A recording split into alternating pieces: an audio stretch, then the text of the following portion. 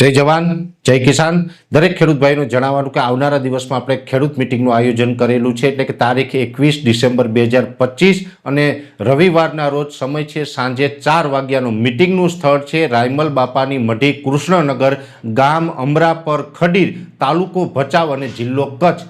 आ खेडूत मीटिंगनी अंदर आपणे हालनुं हवामान, आवनारा दिवसनुं हवामान साथे झेर मुक्त खेती विशेनी चर्चा करवानी छे।